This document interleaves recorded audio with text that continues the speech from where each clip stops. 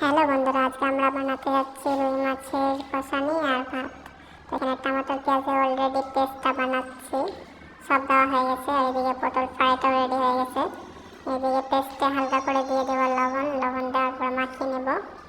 মাখিয়ে নেওয়ার পর এখানে মাছের পিসটা ছেড়ে দেব, যাতে পেস্টের সাথে মিক্স হয়ে যায়।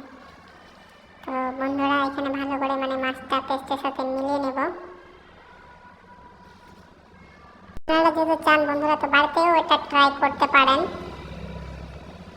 তো এখানে পেস্টের সাথে মাছের পিস অলরেডি মিশে গেছে, তো এখানে হালকাভাবে জল দেবো, কারণ পেস্ট আর মাছ অনেকটাই লাল হয়ে গেছে। তো এখানে হালকা করে জল দিয়ে ছেড়ে দেবো।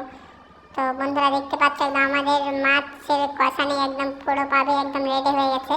তো আমরা এখন খাওয়ার জন্য এখন ভাতের থালার মধ্যে ভাত খুলে নেব। তো গাইস, এদিকে ভাত খুলে নিয়েছি, পটল ভাজি আর মাছ একদম কি বলবো, সেই হয়েছে একদম সেই স্বাদ।